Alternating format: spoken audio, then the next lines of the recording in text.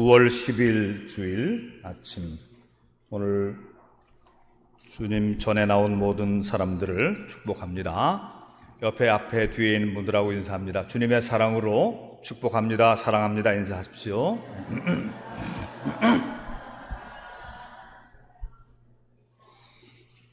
멀리서 영상으로 예배를 보는 그런 분들에게도 하나님의 은혜가 함께 임하시기를 축복합니다. 오늘 제목을 우리 함께 같이 읽어볼까요? 불안의 구름이 들이올 때는 하나님을 바라보세요. 아멘. 불안의 먹구름이 들이올 때 하나님을 바라봅시다.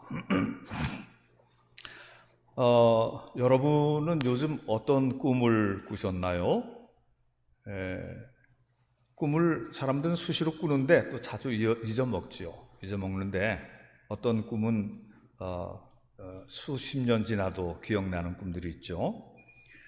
꿈이란 우리 내면의 심층 의식 세계가 우리가 잠자는 동안에 이 영상화돼서 나타나는 그런 현상입니다. 프로이드나 칼 융 같은 심리학자들이 꿈의 해석, 그런 언어로도 꿈을 해석할 수 있겠지만, 꿈 중에는 하나님께서 우리 인생의 앞날을 예시해 주시는 그런 꿈도 있습니다. 성경의 믿음의 조상, 축복의 조상 야곱도, 또 요셉도 꿈을 꾸었고, 사도 바울도 꿈속에서 하나님의 인도하심을 받았죠. 근데 이제 그런 특별한 계시적인 그런 꿈이 아니더라도 수시로 꾸는 꿈 속에서도 그 사람의 내면의 깊은 내면의 상태를 엿볼 수 있는 그런 실마리들이 있어요. 사람의 그 심층 의식 속에 뭔가 불안하거나 큰 걱정거리, 염려들이 그것이 숨어 있다가 감추어져 있다가 잠잘 때 그것이 형상화되어서, 그래서 꿈속에서 길을 잃어버리고 헤매고 어떤 무서운 존재에게 쫓겨다니다가 깨어나는 이런 것들이 그런 내면의 의식 속에 어떤 것들이 있기 때문에 그런 것입니다. 여러분들 꿈 얘기를 들을 수는 없으니까 제 꿈 얘기를 몇 개 해드리려고 그래요. 이런 비슷한 꿈들이 이게 여러 번 연거푸 꾸어졌어요. 꿈속에 제가 30대 초반에 어느 큰 교회 부목사였어요. 굉장히 큰 교회 부목사였어요. 그런데 11시 대예배 시간에, 그때는 제가 사회를 봐야 되는데 가운을 못 찾은 거예요. 가운을. 아니, 가운이 어딨지? 찾았는데 시간은 다 됐는데 가운을 못 찾아가지고 당황하다가 그때 깼어요. 이거 비슷한 그런 꿈들이, 한 번 또 내가 담임 목사인데도 가운을 못 찾아가지고 그냥 양복 입고 해도 되는데 그때 또 허접한 옷을 입고 있었어요. 그때도 그랬고, 또 어떤 때는요, 교회 승합차나 내 승용차를 어느 동네 야외 주차장에다가 대고서 무슨 일을 이제 보고서 돌아와서 자동차를 찾으려는데 못 찾는 거예요. 어디 뒀지? 여기 뒀는데 없네? 저쪽에 뒀나? 계속 찾아다닌 겁니다. 근데 이것저것 찾다가 결국은 못 찾았는데, 나중에 알고 보니까 차량 도난을 당한 거예요. 그럼 이거 신고해야 되나 말아야 되나 이러다가 또 깼어요. 그런데 이런 낭패스러운 상황이 변형이 되면서 여러 번 나타나게, 여러 번. 옛날에 꾼 꿈인데 이거 비슷하게 또 헤매고 있는 거예요. 또 헤매고 있는 거예요. 그러다가 얼마 전에는 한 2달 전인가 또 꿈을 꿨는데, 이번에는 잃어버렸던 차량들 도로 다 찾은 거야, 전부.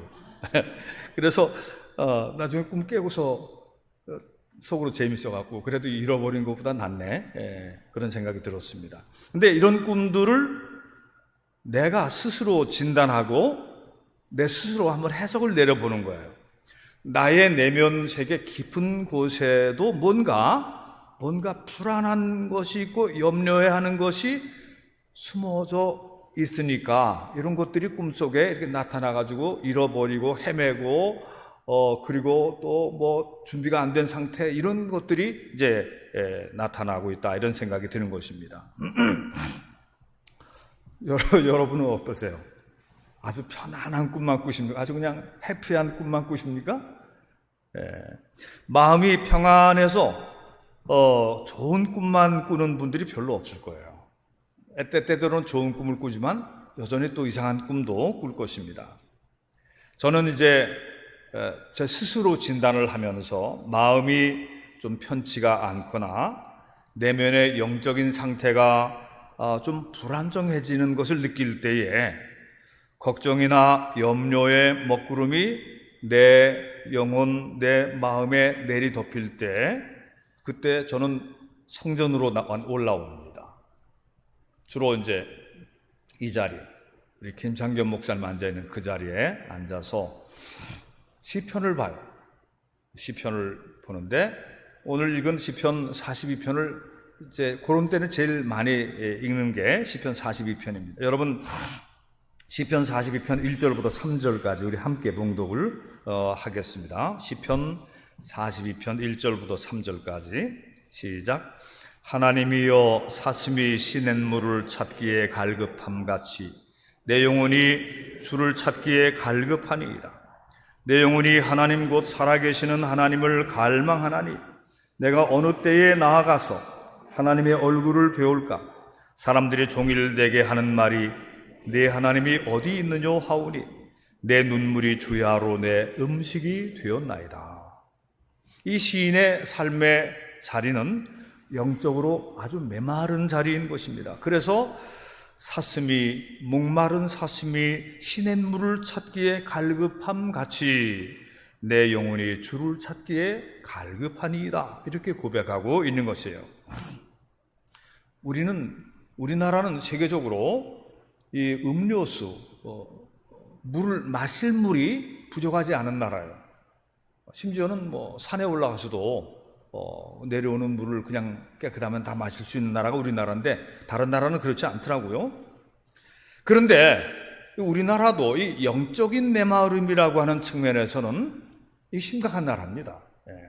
우리나라는 경제력이 근간에 세계적으로 부흥한 나라고, 우리 K방산, 우리나라 국방력도 우리나라에서 생산된 무기도 유명해졌고 스포츠로도 유명하고 또 드라마나 K-팝 같은 한류 문화도 유명하지만, 그러나 또 부끄러운 면에서 유명한 것도 있어요.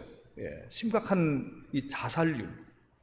이게 14년째, 15년째 OECD 국가들, 세계에서 주요 국가들 중에 자살률이 1위예요. 14년, 15년 계속 1위입니다, 이게.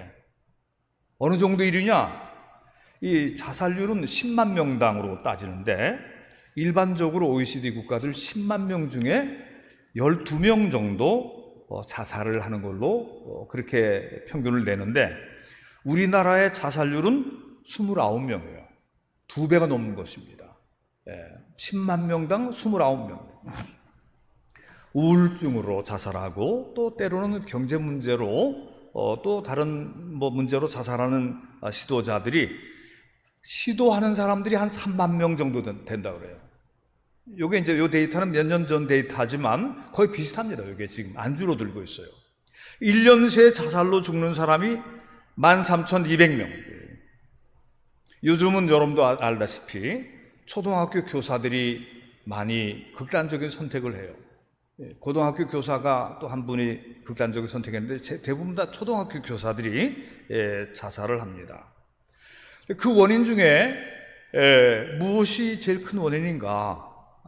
이제 저도 거기에 관계를 하고 있지만, 학생 인권 조례가 제정된 이후에 학생들이 선생님을 존경하지 않게 되고 자기들의 인권을, 그리고 또 부모도 자기 아이들을 때리거나 또 혹은 야단 맞은 그런 자녀들의 학부모들이 선생님을 향해서 나가서 모욕을 주고 소송을 걸고 이런 일들이 허다하다, 그런 얘기입니다.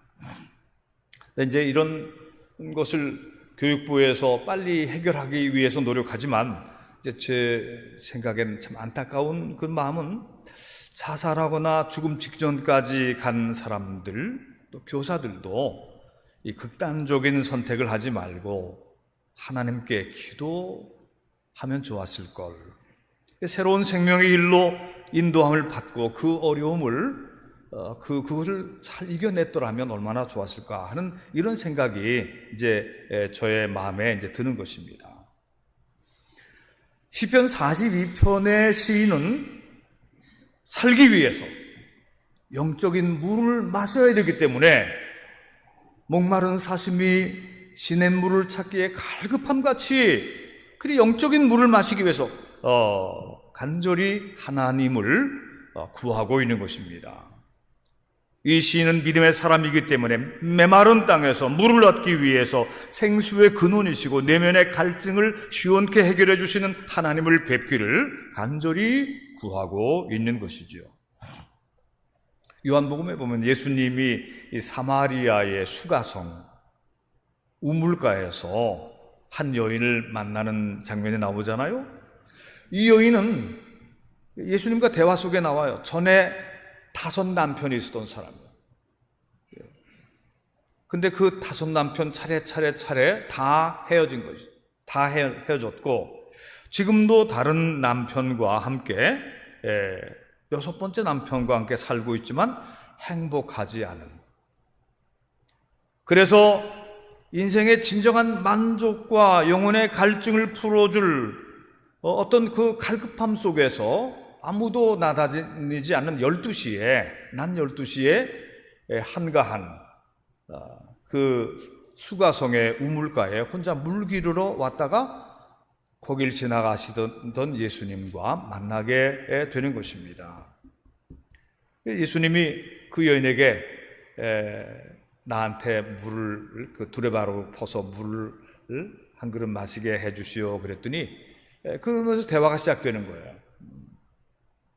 당신 나한테 주는 물은 다시 목마르지만 내가 주는 물은 다시 목마르지 않는 그런 영원한 생명수가 될 것이요.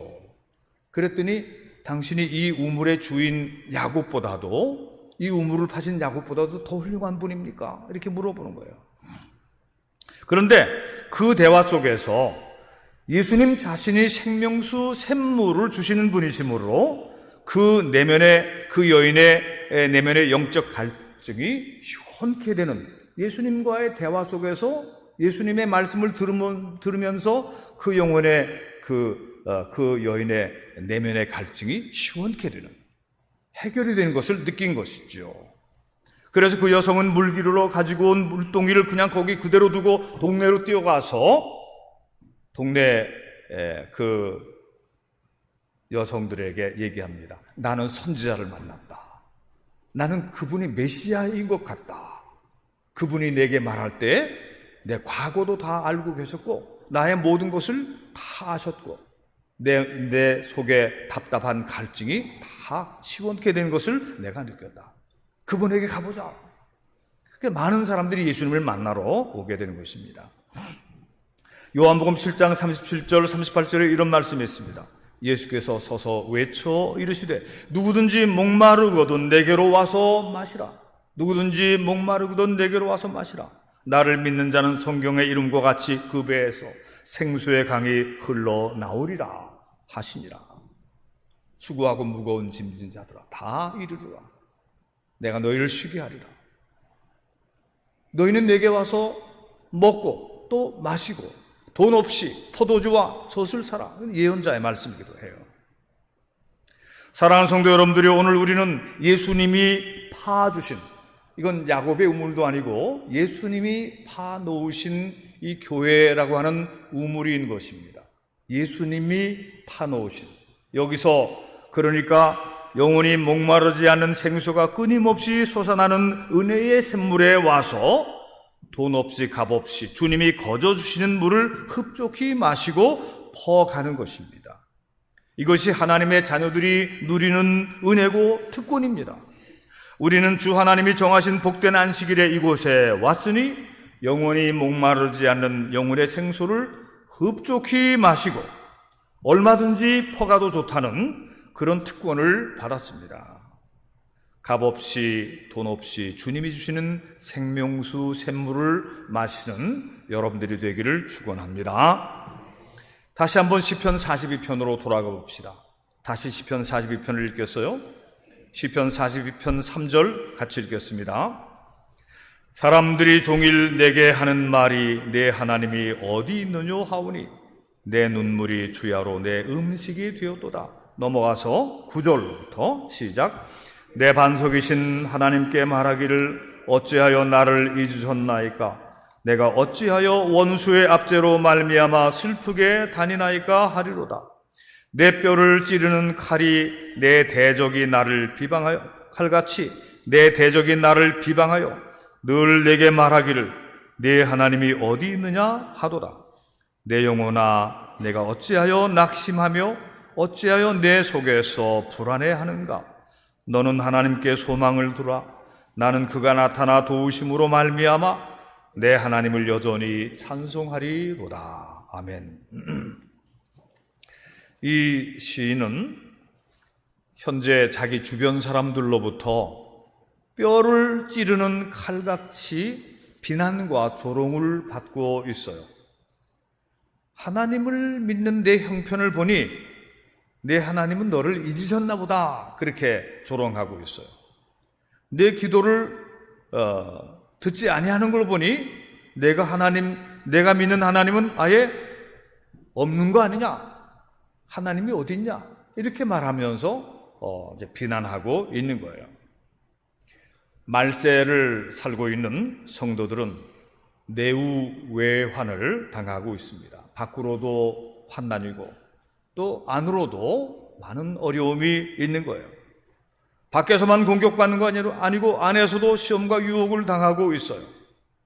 그래서 성도들이 꿈속에서도 불안한 상황에서 쫓기고 있는 것입니다. 그럴 때 우리는 시편을 읽고 기도하고 십자가를 바라보고 주님께 기도하고 주의 도우심으로 성령의 도우심을 입을 수가 있는 것이죠. 이것이 세속 사람들과 크리스찬들이 다른 것이 여기 있습니다. 그래서 환난을 당하고 힘들고 그리고 어려움을 당하면 어떤 사람은 극단적인 선택을 하지만 믿음의 사람들은 새 힘을 얻고 이기고 또 이기고 결국은 승리하는 삶을 살게 되는 것입니다. 이것을 믿으시기 바랍니다.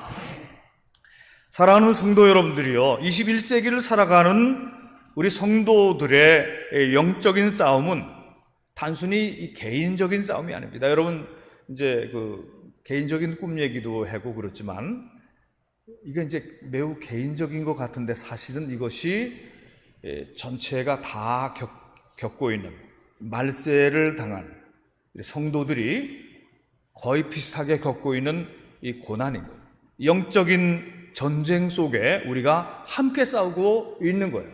내가 당하는 고난을 내 옆에 있는 내 벗도 목사님도 고난을 당하고 있는데 장로님들도 고난을 당하고 다 집사님들, 권사님들도 다 고난을 당하고 있어요. 우리가 다 숨기고 있어서 그렇지 다 고난을 당하고 있어요. 그런데 이것이 전 세계적으로 이것은 영적인 싸움이다. 이것이 말세에 일어나리라고 예고된 적그리스도와의 싸움의 한 일각이라고 생각하면서 세속 생활에서 위기를 느낄 때에 자신들이 천군 천사들이 거느리고 있는 하나님 군대의 보호 속에 있다고 하는 이 사실도 알아야 되는 것입니다. 나는 혼자가 아니다. 나 혼자 모르게 고통당하고 있는 것이 아니다. 그렇게 생각하면 극단적인 선택을 하는 것이죠. 아니에요. 내가 당하는 고난을 우리 주님께서 당하셨어요. 그러나 너희가 고난을 당하나 두려워 말라. 근심하지 말라. 내가 세상을 이기었노라. 엘리야도 당했고 엘리사도 당했고 아모스도 당했고 호세아도 당했고 많은 신앙의 선지자들과 믿음의 의인들이 고난을 당하고 영적 싸움을 싸웠고 그것을 이겨냈던 것입니다. 요한 1서 2장 18절 아까 우리가 읽었는데 아이들아 지금은 마지막 때라. 적그리스도가 오리라는 말을 너희가 들은 것과 같이 지금도 많은 적그리스도가 일어났으니 그러므로 우리가 마지막 때인 줄 아노라. 적그리스도, 안티크라이스트, 반기독교주의자들. 그런데 말이죠, 이런 말씀들이 요한계시록에 기록이 되어 있어요. 여러분, 요한계시록은 신약성경 맨 마지막에 있으니까 한번 찾아보십시다. 요한계시록 12장 9절 찾아보세요. 요한계시록 12장 9절.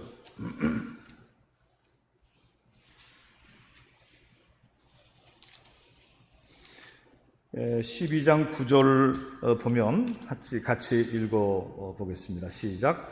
큰 용이 내쫓기니 옛 뱀 곧 마귀라고도 하고 사탄이라고도 하며 온 천하를 꿰는 자라. 그가 땅으로 내쫓기니 그의 사자들도 그와 함께 내쫓기니라. 이 사탄이 내쫓겼는데, 그런데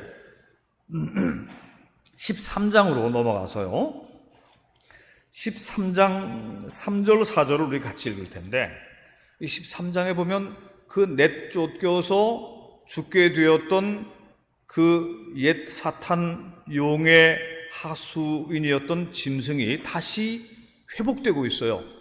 다시 살아서 무서운 힘을 가지고 우리 크리스찬들, 교회 사람들을 또 공격해오고 있는 것이 나옵니다. 요한계시록 13장 3절 4절을 같이 읽겠어요. 시작. 그의 머리 중 하나가 상하여 죽게 된 것 같더니 그 죽게 되었던 상처가 나음에 온 땅이 놀랍게 여겨 짐승을 따르고 용이 짐승에게 권세를 주므로 용에게 경배하며 짐승에게 경배하여 이르되 누가 이 짐승과 같으냐? 누가 능히 이와 더불어 싸우리요? 하더라. 오늘은 요한계시록 강해하는 때는 아니지만 말이죠, 이 용을 공산주의라고 해석을 했었어요. 그런데 그 용이 죽었단 말이에요. 사실은 그 전쟁을 통해서 막스, 레닌, 엥겔스 이 그 공산주의 유물론, 그게 일단 기독교 서방에 의해서 죽었거든요. 근데 그 다시 살아나고 있어요 지금. 그러나 이것도 죽을 것입니다. 근데 이런 어떤 그 말세에 사탄과 마귀의 세력이 다시 일어나고 나서 마지막 전쟁을 하는 것 같은 이런 형국을 우리가 보게 되는 것입니다. 시편 42편의 시인처럼 사실 우리도 내적인 불안함 속에서 하나님께 나와 기도하고 있어요. 아주 편안하기만 하면 교회 나올 생각들을 안 할 겁니다. 하나님께서 적당한 이렇게 기도 제목들을 우리에게 주셔서 이 땅에 살아가는 동안 우리가 게으르지 않도록 우리를 단련시키시면서 그러면서 또 선한 길로 이끌어 가시는 주님이세요. 성도들을 둘러싸고 있는 여러 가지 상황들이 성도들을 잠시 낙심케 했습니다. 오늘날 성도들은 숫자적으로 훨씬 더 많은 무신론자들 가운데 에워싸여 있어요. 우리가 오늘 이렇게 모여 있지만 더 많은 큰 교회들도 있지만 세상에 나가보면 아직도 우리나라의 크리스찬들은 20%가 채 안 돼요. 천주교 몇 프로? 그러면 다른 이방 종교 내지는 무신론자들이 훨씬 더 많아졌어요. 코로나를 지나면서 무신론자, 교회 안 나가는 사람들 더 많아졌고, 근데 그 사람들이 옛날에는 그냥 교회 안 나오고 가만히 있었는데 지금은 이상하게도 어떤 거대한 조직과 연계가 되면서 문화 막시즘, 그 다음에 네오 막시즘, 반기독교 어떤 세계적인 어떤 흐름과 같이 궤를 하면서 기독교를 괴멸시키려고 하는 그런 이빨과 발톱을 드러내고 있습니다. 그런 용의 하수인 짐승이 되살아나고 있는 위기를 보면서 우리는 우리가 겪고 있는 많은 시련과 어려움, 고난과 또 개인적인 낙담 이런 것 속에서 나만 어려움을 당하는 것이 아니고 세계 모든 크리스찬들이 시련과 위험 속에 있구나. 그러나 우리 믿음의 조상들이 기도해서 이기고 하나님께 간구하여서 도움을 얻고 우리 예수님께서 우리에게 말씀하셨듯이 너희가 세상에서 환난을 당하나 두려워하지 말라. 근심하지 말라. 내가 세상을 이기었노라. 부활의 주님께서 우리에게 하시는 말씀을 우리는 또 듣는 것입니다. 성령께서 우리에게 힘이 되어주시고 지혜가 되어주시고 하나님의 말씀이 검이 되어서 하나님의 말씀의 검, 이와 같은 때에 우리가 하나님의 말씀을 읽고 말씀의 검으로 맞서야 되는 거예요. 믿음의 방패, 소망의 투구, 진리의 허리띠, 복음을 전하는 그 신발 말이죠. 사랑하는 성도 여러분들이요, 이제 여러분들은 하나님의 은혜를 간절히 갈망하고 또 그런 가운데 체험 있는 그런 신앙생활을 해서 하나님의 은혜와 도우심 속에서 다시 일어나는 여러분들이 되시기를 축원합니다. 이제 오늘 말씀을 마치기 전에 우리가 이미 읽은 시편 42편 5절과 11절을 다시 읽어보려고 하는 것입니다. 시편 42편 5절 그리고 11절. 여러분들은 이제 개역 개정판을 갖고 있으니까 제가 이 개역 개정판이 나오기 전에 번역된 개역판을 가지고 읽을 테니까 한번 비교해 보시기 바랍니다. 시편 42편 5절을 개역판으로 읽어보겠습니다. 내 영혼아 내가 어찌하여 낭망하며 어찌하여 내 속에서 불안하여 하는고 너는 하나님을 바라라. 그 얼굴의 도우심을 인하여 내가 오히려 찬송하리로다. 거기 조금 번역이 다르죠? 11절도 제가 개역으로 읽어볼 테니까 여러분들은 개역 개정판으로 읽어보시기 바랍니다. 제가 읽어드립니다. 내 영혼아 내가 어찌하여 낭망하며 어찌하여 내 속에서 불안하여 하는고 너는 하나님을 바라라. 나는 내 얼굴을 도우시는 내 하나님을 오히려 찬송하리로다. 제가 히브리어 원전을 이 본문을 가지고 깊이 읽어보니까 개역 성경이 직역을 한 겁니다. 개역 성경이 내 얼굴을 도우시는 하나님이라고 나와 있어요. 그런데 내 얼굴을 도우시는 게 무언가, 이게 참 이해하기가 조금 애매한 부분이 있기 때문에 개역 개정판을 찍어낼 때 이것은 이 사람들은 이제 정식으로 번역을 전체를 한 것은 아니고 애매한 부분만 조금씩 고친 거예요. 나타나 도우시는 하나님을 찬송하리로다 이렇게 얘기를 한 거예요. 저는 이 부분의 번역에 대해서는 동의를 하지 않아요. 이렇게 번역하면 안 된다고 저는 생각하고 있어요. 하나님이 내 얼굴을 도우신다는 말씀은 그것은 하나님이 나를 내 면을 세워주신다는 그런 말씀이에요. 그런 표현들은 많습니다. 성경에. 그걸 갖다가 나타나 도우시는 이렇게 표현할 경우에 이 본문을 매우 좁게 해석하는 것이라고 하는 거예요. 하나님은 당신을 경외하고 사랑하고 그리고 하나님께 영광을 올려드리는 그 사람들의 얼굴을 하나님이 세워주시겠다는 말씀이에요. 여러분 이걸 믿으시길 바랍니다. 내 얼굴을 도우신다는 거예요. 내 얼굴이 수치스러운 얼굴이 되지 않게 내가 부끄러운 아주 처참한 그런 사람이 되지 않도록 하나님을 잘 믿었는데 하나님을 위해서 먼저 하나님의 나라와 그의 의를 위해서 살고 하나님의 영광을 위해서 찬양하고 그리고 살았는데 하나님께서 나를 돌보지 않아서 내가 처참한 인간이 되어버린다. 그런 거 있을 수 없다. 그런 얘기입니다. 내 얼굴을 도우신다. 이것을 믿으시길 바랍니다. 저는 그걸 믿어요. 하나님께서 제 얼굴 세워주실 거라고 저는 믿어요. 여러분들의 얼굴도 하나님께서 세워주시는 겁니다. 아멘? 그게 좋죠. 그게 은총이죠. 그게 은총이죠.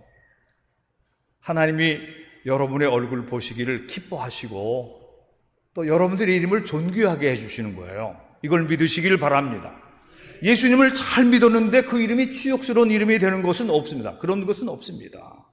운명이 꼬이고 그래서 아주 형편없는 처참한 인생이 돼서 끝나는 그런 건 없습니다. 그것은 배신자들이나 우상숭배자들이나 하나님이 없다고 떠들고 다니는 사람들의 운명의 결과가 그렇게 되는 것이지, 끝까지 하나님을 믿고 의지하고 순교자적인 마음을 가지고 순직자의 마음을 가지고 살아가는 충성된 주님의 자녀들, 신실한 주님의 자녀들은 하나님께서 그 얼굴을 도와주시는 거예요.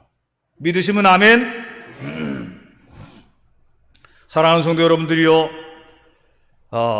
여러분을 둘러싸고 있는 인생의 여러 가지 문제들 앞에서 불안해하지 말고 하나님께 소망을 두세요.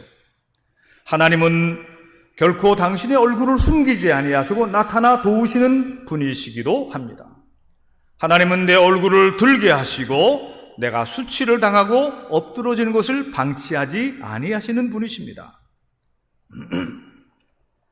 사랑하는 성도 여러분들이여, 여러분의 인생에 불안과 염려의 먹구름이 내리덮일 때에 세상의 거친 바람과 험한 파도를 보지 말고, 베드로는 물 위를 걷다가 파도와 바람 때문에 불안해하다가 팍 빠져버리고 말았어요. 예수님을 바라보고 걸으라, 그런 말씀입니다. 그때 조용히 주의 전으로 나와서 세상을 이기시고 부활하신 예수님의 십자가를 바라보시기를 바랍니다. 부활의 십자가, 승리의 십자가. 내 마음을 평안케 해주시고 내 모든 염려를 몰아가 주실 주님을 믿고 바라볼 때 여러분들의 불안과 근심은 사라지고 하나님께서 여러분과 함께 하사, 하나님께서 나와 함께 하사 이기고 이기게 하시고 승리하고 승리하게 하시며 영예롭고 존귀한 그런 이름을 우리에게 주시고 우리의 얼굴을 도우시는 그런 은혜의 하나님을 체험하게 될 것입니다. 내게 참 평안을 주시고 그 평안함으로 모든 악마와 더러운 귀신의 음해를 이겨내시는 주님을 찬미합시다. 주님께서 여러분에게 주시는 평안과 자신감을 체험하고 믿음의 삶을 살아가시기를 축원합니다. 기도합시다.